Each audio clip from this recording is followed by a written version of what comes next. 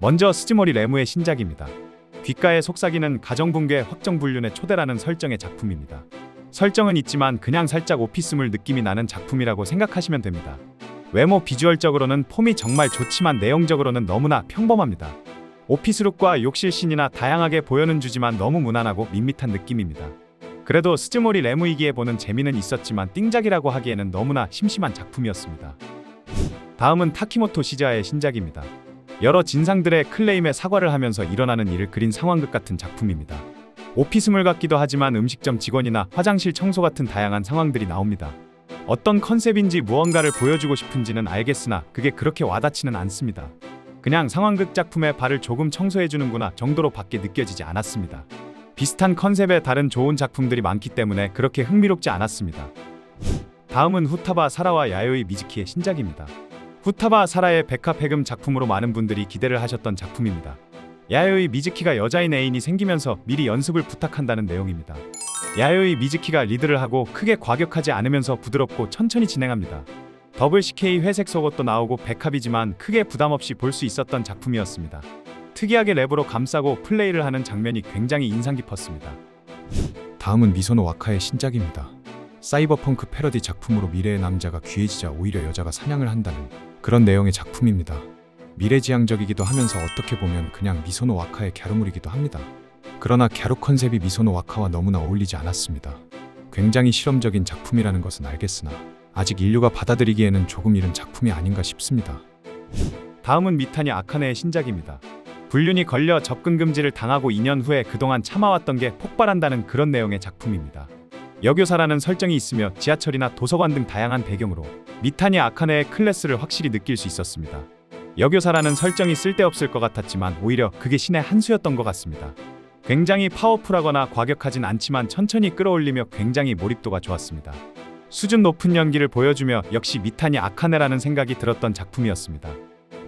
다음은 카네마츠 키오의 신작입니다. 전철 시리즈로 타부치가 출연하며 여교사라는 설정이 추가된 작품입니다. 스타킹을 메인으로 중반부터는 거의 스타킹물이 됩니다. 지하철 시리즈로 생각하면 그냥 그렇고 스타킹물이라고 생각하면 굉장히 만족스러운 작품이었습니다. 특히 화장실 씬이 굉장히 인상 깊었습니다. 뭔가 엄청나게 좋아서 강력한 추천작이라고 하기에는 부족하나 평타 이상은 하는 탄탄한 작품이었습니다. 다음은 무라카미 유카의 신작입니다. 겨울에 스키장을 배경으로 스노우보드를 배우다가 밤에는 자신이 밤일을 가르쳐준다는 내용의 작품입니다. 굳이 스키장에 스노우보드를 설정이 필요했을까 싶을 정도로 그냥 열심히 하기만 합니다. 스키장 장면들은 보너스 영상 같은 그런 느낌이었습니다. 플레이 자체도 조금 무난했으며 나쁘지는 않았지만 그렇다고 좋지도 않았습니다. 무언가 특별한 컨셉의 작품이 아닐까 했지만 아무것도 특별할 게 없는 평범한 작품이었습니다. 다음은 오쿠다 사키의 신작입니다.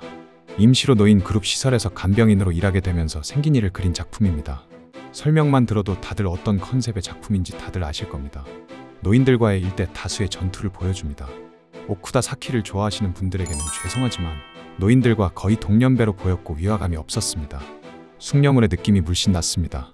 아오이 츠카사도 떠나고 코지마 미나미도 떠났는데 오쿠다 사키는 왜 계속 S1에 남아있는 걸까요? 다음은 미루의 신작입니다. 부동산에 일하면서 동거를 위해 커플이 찾아오면 뺏고 싶은 욕구가 폭발한다는 내용의 작품입니다. 컨셉상 옷을 입고 플레이를 하는데 옷을 입고 있어도 매력적이었습니다. 옷을 입고 있어도 싫지 않았던 건 정말 오랜만이었습니다.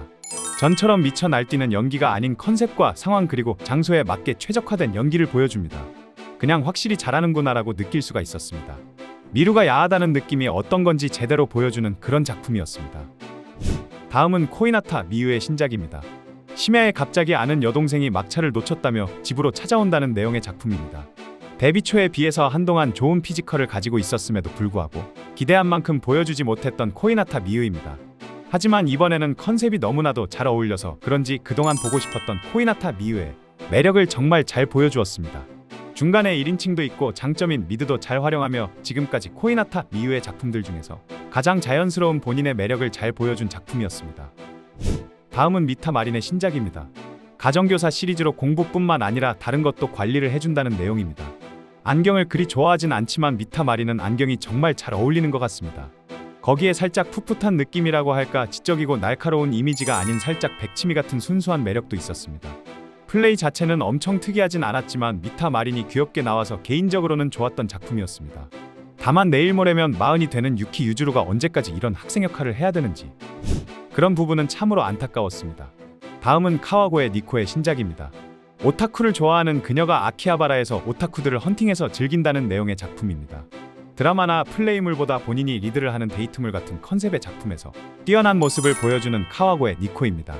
이번에도 역시 본인이 즐기며 본인의 매력을 제대로 잘 보여줍니다.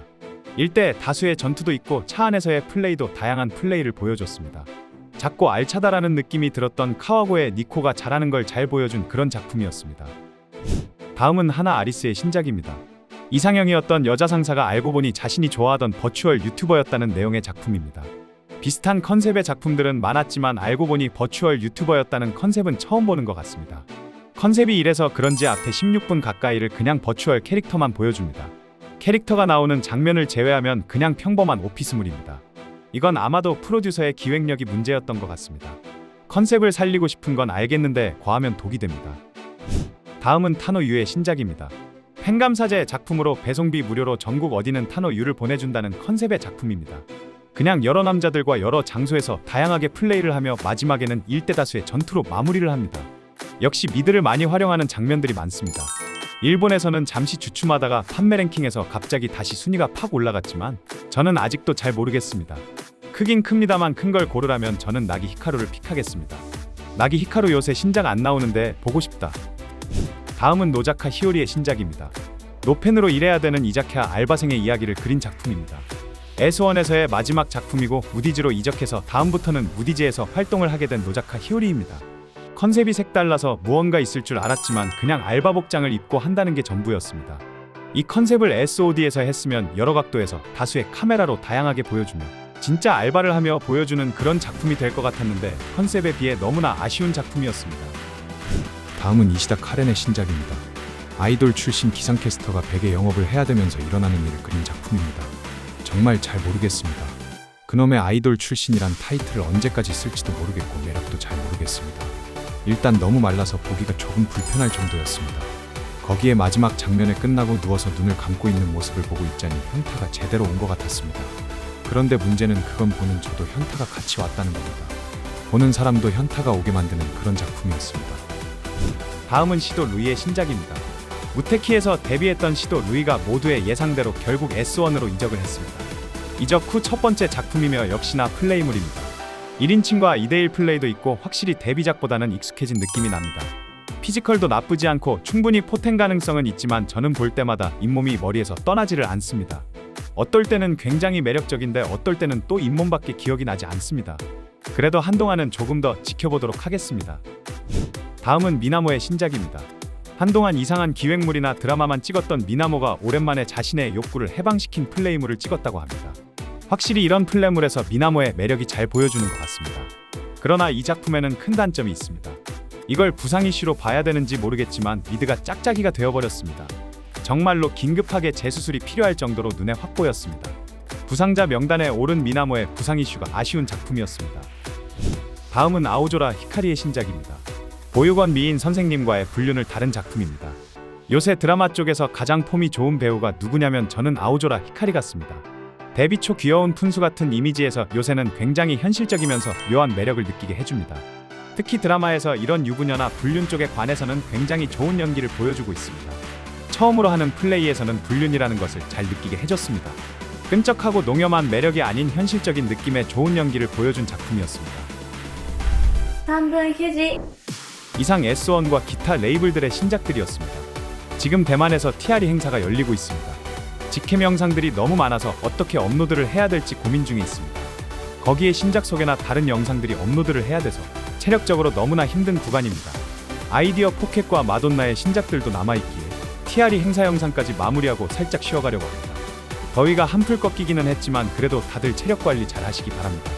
오늘 보신 신작들 중에서 보고 싶으신 신작이 있으시다면 더보기란과 고정 댓글을 확인해 주시면 감사하겠습니다. 회원가입 시 다양한 혜택도 드리고 있으니 많은 회원가입 부탁드리겠습니다. 썸네일 정보는 더보기란을 확인해 주시기 바랍니다. 오늘도 이상한 영상을 시청해 주셔서 감사합니다. 지금까지 3분 유지였습니다.